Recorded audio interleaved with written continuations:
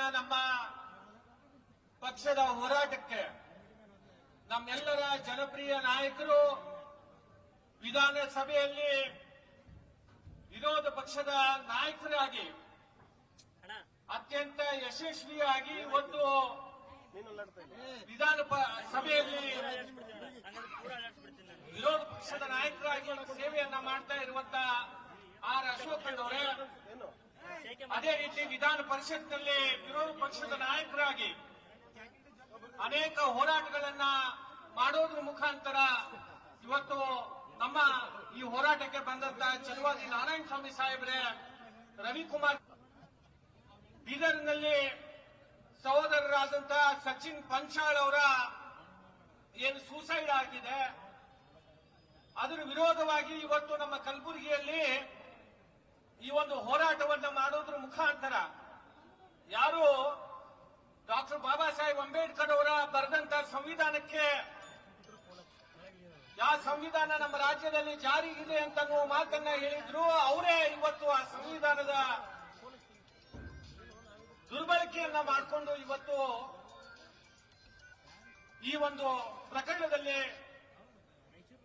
ಬಹಳಷ್ಟು ತೊಂದರೆಯನ್ನ ಇವತ್ತಿನ ದಿವಸ ಆ ಕುಟುಂಬಕ್ಕೆ ನೀಡ್ತಾ ಇದ್ದಾರೆ. ನಾವೆಲ್ಲರೂ ಕೂಡ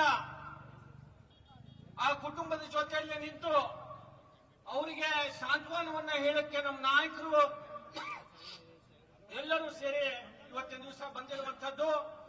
ಸಮಯ ಜಾಸ್ತಿ ಆಗಿದೆ. ನಾನು ಇವತ್ತು ನಮ್ಮ ಎಲ್ಲ ನಾಯಕರು ಇನ್ನೂ ಹೆಚ್ಚು ಮಾತನಾಡೋರಿದ್ದಾರೆ. ಈ ಸಂದರ್ಭದಲ್ಲಿ ಆ ಕುಟುಂಬಕ್ಕೆ ಇವತ್ತು ಸರ್ಕಾರ ಅವರಿಗೆ ರಕ್ಷಣೆಯನ್ನ ನೀಡಬೇಕು.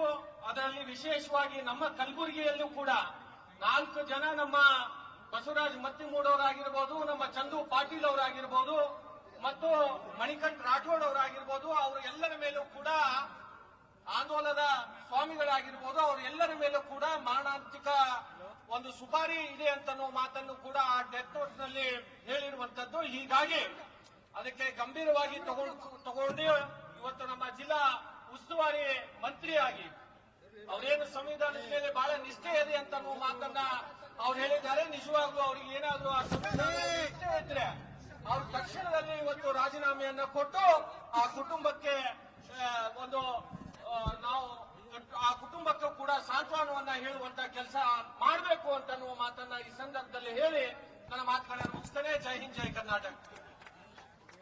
ಮಾತನಾಡಬೇಕು. ಈ ವಿಡಿಯೋ ನಿಮಗೆ ಇಷ್ಟವಾದಲ್ಲಿ ಲೈಕ್ ಮಾಡಿ, ಶೇರ್ ಮಾಡಿ, ಸಬ್ಸ್ಕ್ರೈಬ್ ಮಾಡಿ.